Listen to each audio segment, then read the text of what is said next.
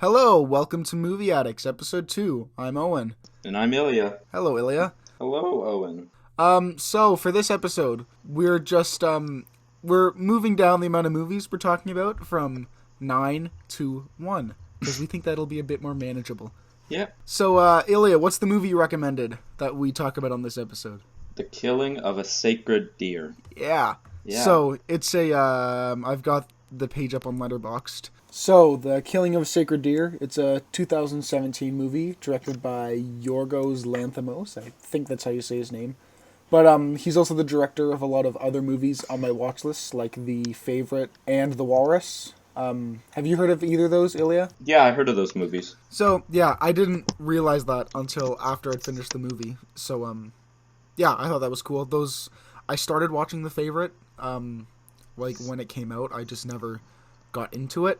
And then The Lobster, it's been on my watch list forever, basically. The Killing of a Sacred Deer, what did you think? I thought, the idea of it was really good, but I thought just the acting was really, really, really dull. Like, dull as in, like... They sounded like robots. They sound like... They were talking like they were robots. Okay, yeah, because I had the exact same, problem. Although... Yeah. That's the biggest, part I hated about the movie was the performances. Although I found as I got further into the movie, it bothered me less. Yeah, because when I started off the movie, the first thing that I said was dude, why are they talking like robots? It was just really weird. Although there were certain characters I felt like it worked for. Yeah. Like there's the kid. Yeah. And it made complete sense for him. I feel like it made sense for him. And even the dad. Yeah, I guess. I felt towards the end it was sort of fitting of his character, but everyone else, I was like, why are they talking like that? Yeah. Like, you're right, they sound like it's a text-to-speech robot. It sounds so weird. Yeah, I don't know. I feel like it's gotta be a artistic choice by the director, because there's no other reason why he'd get them to talk like that. Especially at the beginning when the two doctors are talking. Oh yeah, did you see? I have a new watch. Oh, that's pretty nice. How much water depth perception, whatever, does it have? Oh, 400 meters. Wow, that's great. You gotta put some emotion into it. Should we give a little... Yeah. Should we give a little short summary of it? Yes, I think let's do that. You want to do that? No, I think it's better if you do it. I can... Okay, so I think we stick spoiler-free for now, just so if people haven't seen it, they can still watch it, and then we'll talk about spoilers. Mm-hmm. So... Killing of a Sacred Deer, main character is a doctor, he's got a wife and 2 kids, and the whole movie is sort of about this other kid who he's been hanging around with, sort of, like, inserting himself into the doctor's life. I don't know how else to say it, without spoiling anything, but, like... Yeah, that's... Yeah, that's what it's about. Yeah. Would you recommend this movie? See, that's a difficult question. I think, because I loved the story. I thought the story was so good. Yeah, the story was good. It got super, super disturbing at some points. Mm-hmm. Like, there were certain points that we'll get into later when we talk spoilers, where I was just like, what? I just couldn't believe it. But again, the acting was just so weird. Yeah. Like, I don't think it was bad. I think it was just weird. Yeah. It took a while to get used to. And like I said, by the end, I was used to it. Yeah. I mean, I also think that they could 100% shorten it. There were so many scenes that were really unnecessary, I think, in my opinion. But that's for me, that kind of stretched the way of the disturbingness, because they skimmed it out for such a long time. It easily could have been like an hour and a half movie or an hour and 20, but they decided to make it an hour and 2 hours long, and I was like, why? The runtime actually I didn't notice that. I felt like it was a good length. It was paced pretty well. Yeah. I didn't, I mean, maybe towards the beginning, but I feel like every single scene had a purpose. Yeah. Like, even if it was really boring and nothing happened. Actually, there was that one really weird scene at the beginning where the husband and wife are lying in the bed, and then the wife just, lies there. I think that was the husband's fetish or something. I guess. I was lost. I was like, and it's not like that was like a one-time thing. That happened later in the movie as well.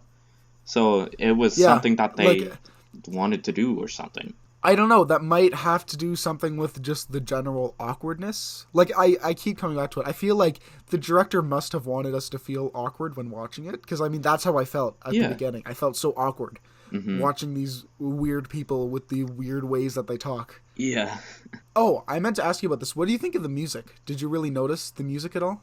I thought for certain scenes it was super unnecessary, but for certain scenes, absolutely necessary. I felt like the music was used really well whenever there was no dialogue. Yeah. Like, if it was just silence and you had that general, like, unsettling... It was more of, like, just a sound instead of music playing. Like, I thought that was really good. I mean, the music was nothing special, I want to say. Like, I can't remember any of the tracks off the top of my head. It seems like the director just, like, picked up a violin or a piano and started, like, playing his own tune.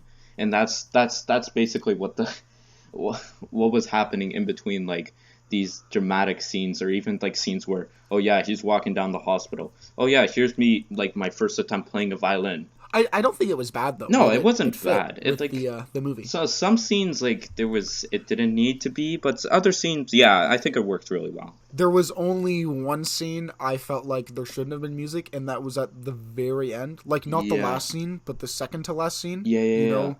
And the music starts. It's all silent, and then the music starts, and then continues into the last scene. Yeah. You know the part I'm talking about? Yeah. I didn't like the music there. Mm-hmm. I really liked the way it was shot. I thought the like camera angles were great. It was, especially there's the one scene that it just really stood out to me where the mother's walking with her son down the escalator, and it's like this huge shot from like the ceiling. Oh yeah. And it pans to them going down the escalator, and then the son falls onto the ground, and I was like, wow, that's such a good shot. Yeah, that was that surprised me a little. I was like, wow, that was a great shot. Do you have anything else non-spoilery to say about it? No, but mainly. All right. Okay, so I guess we'll give a spoiler warning for The Killing of a Sacred Deer. Yes. If you haven't watched it, go watch it now, because we're going to talk about stuff that happened in the movie that will spoil the entire movie. Yep, it is on Netflix, so like, yeah, just go watch it. I mean, I'm pretty sure it's also on Google Play for like $4 or something. You can rent it just for one night. Alrighty, so... It gets pretty fucked up by the end. Yeah. Certain scenes I just thought, wait, what? I was like, hold on. Why did they do that? The plot more in detail. So this kid believes that the dad was at fault for killing his father. Yeah. Because the dad was a doctor, and I guess he was doing surgery on the kid's dad. Yep. So the kid's like to the dad, yeah, you killed one of my family members, so now you're going to have to kill one of your family members. Or all three of your family members died. And I was at that point of the movie, I was like, whoa, this is actually really good. Yeah. It was that scene in the cafeteria when the kid delivers that. I was like, whoa. And he said it in such a dull voice, but so convincing as well. That's kind of what brought his character together, I think. Yeah. I feel like the performance from him was probably the best performance from the whole movie, because I just felt like the way he acted was so fitting to the kind of messed up character he was. Yeah.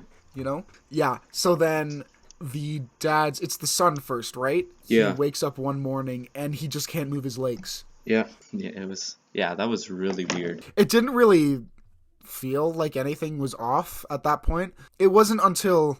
Well, yeah, because it's after that point that there's the cafeteria scene, right? Yep. So he doesn't know anything's wrong at that point. In my opinion, like I don't know, it like the entire thing felt stretched out, but I think like certain parts of it like could have been maybe like important scenes maybe could have been a bit shorter. But towards the end where he like kidnapped the what's it called?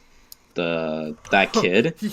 he kidnapped him, the kid, yeah. And just starts like beating him up, and then like at one point he starts like biting the father's skin, and then bites off his own piece of flesh. I was like, whoa, holy shit, what? It was at that point I realized just how messed up it was getting. Yeah. Because I mean it gets there pretty quick. Yeah. Because like there's the son can't walk, and then the daughter can't walk, and then you're like, okay, and then he just brings his wife down to the basement, and then he's tied up the kid, and he's gonna shoot him, and I was like, what? Yeah. I mean, one thing I didn't understand was why the character didn't like do the same thing to the wife. Maybe that felt really weird. But I think she was already messed up in the head after after the talk or whatever in the kid's house. What really bothered me is that did they had a line about like, oh, we should go to the police, and then someone said, no, we're not going to the police. Yeah. I think they said that, right? Which, like, I mean, you could have just gone to the police. Yeah, you really could have. You could have. I don't know if the police would have believed you, but you could have went to the police. Yeah, like, at least try it. Yeah. There was that weird scene when the kid invites him over to his house for dinner and goes up to sleep, but then the mom starts sucking on his thumb.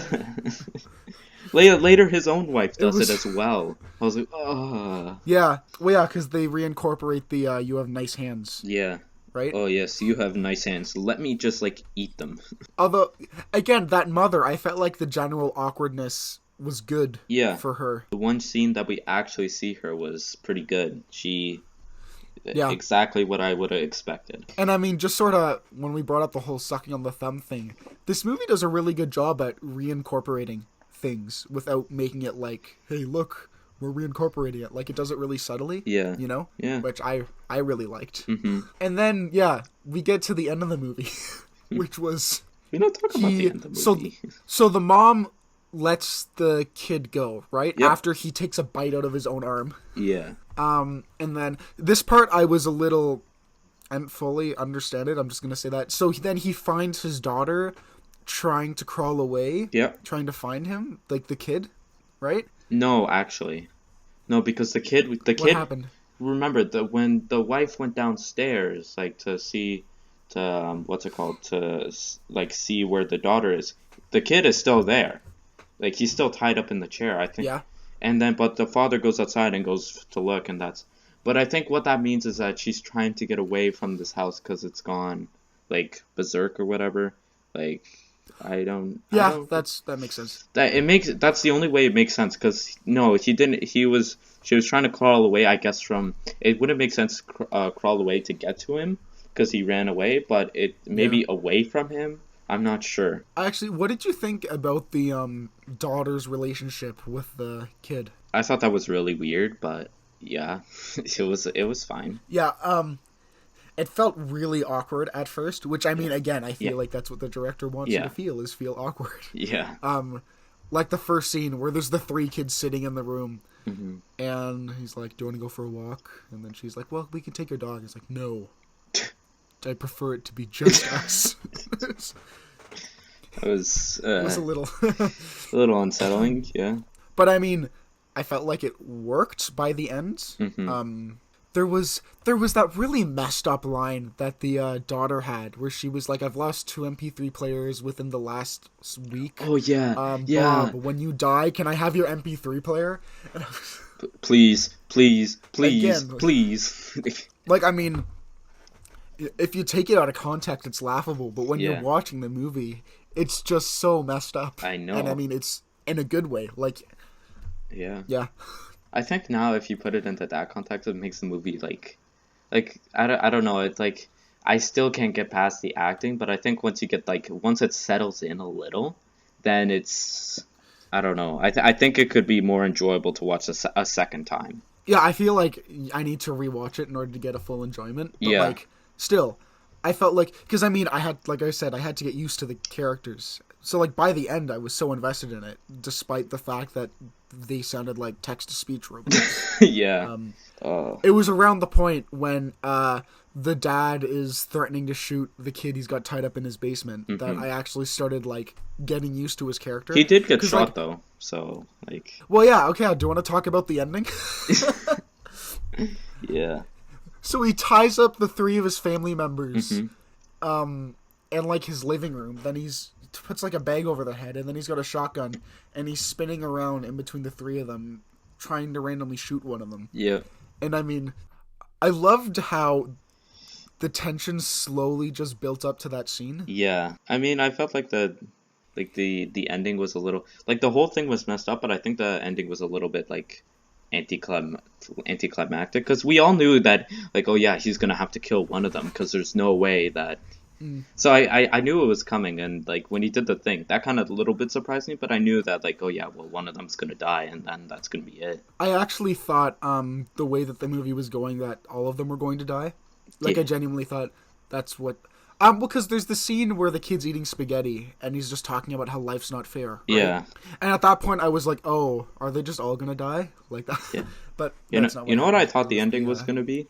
Like, other than the fact that I thought before that scene where he like spun around and shot one of like the son randomly, I thought that what would happen was he would actually kill his wife and then go on and be with that kid and his mother. I thought that would happen. That would have been a messed up ending. That would have been a really good ending, I thought. I would just like turn it around. Yeah. It was like, you thought one of them's gonna die? Well, here you are.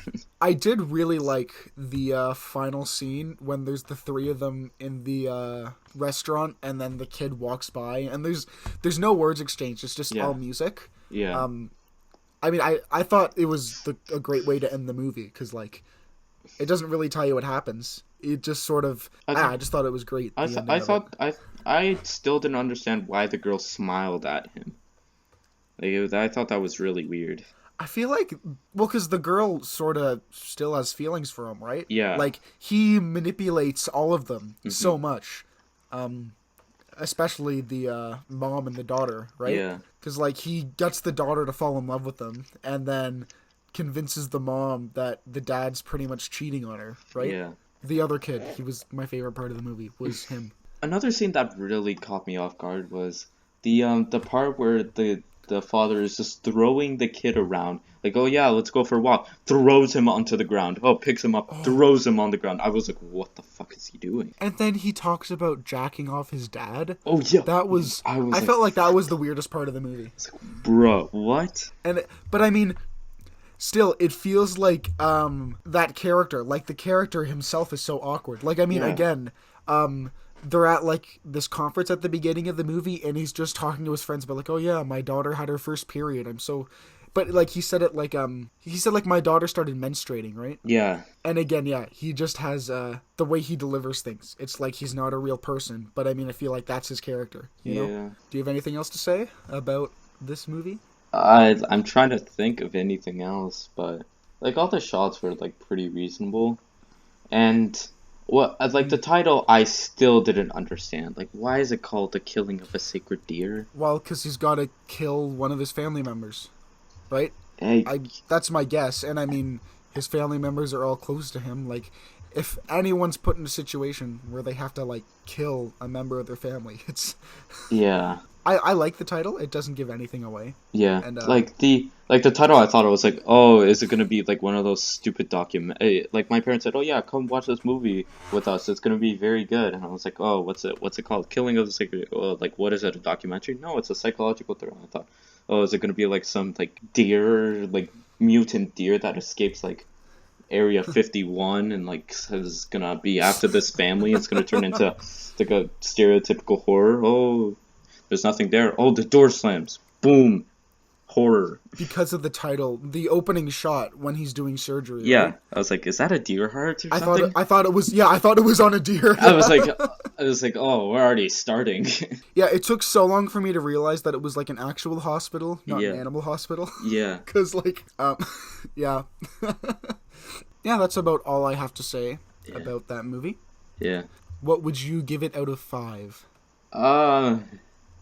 I mean, I still need to think about it. So, but before we had this whole discussion and there was me like, oh, this acting is horrible. Like, they're all talking about robots. The story was good and stuff, but like, I hated the acting. I would say like a 2 out of 5. But now, like, when you start thinking about it more, I'm slowly moving to a 3 out of 5. I don't know. Yeah. You have to let it sit in a little for you to like actually give it like a proper rating. Yeah, I completely agree. Like, I mean, you just finished the movie like a few hours ago, right? Yeah. Yeah, and I mean, I watched it, so I've had more time to, like, sit with it and let it digest. Yeah. And I feel like that's the best way to think about it. Mm-hmm. Like, yeah, I feel like, again, you almost have to watch it 2 times to get the full experience. Mm-hmm. But yeah, I can, I was gonna go with a 3 out of 5, but I mean, the more I thought about it, the higher it got. So yeah, right now I'm sitting at a 4 out of 5. for this movie. Yeah, I think my max would be 4. It. I think my max would be 4. Yeah. So yeah, that was our take on the killing of a sacred deer. Do you want to talk about what movie we'll talk about on the next episode? I'm not just plan it out. I don't know. What movie do you want to do? I was thinking, have you seen Isle of Dogs? No, I have not. Yeah, it's been on my watch list for a while. It's by Wes Anderson. Well, I think I'm gonna watch it then. Yeah, let's. This is gonna be. We should watch this. All right. So on episode 3 of the Movie Addicts, we will be talking about Isle of Dogs. All right. Well, I guess we'll wrap it up then. Yep. All right. Thanks for watching. If you made it this far, it's greatly appreciated. And if you want to like the video or subscribe, that's spectacular. Yep. Yeah, we'll see you in the next episode. See ya. Bye.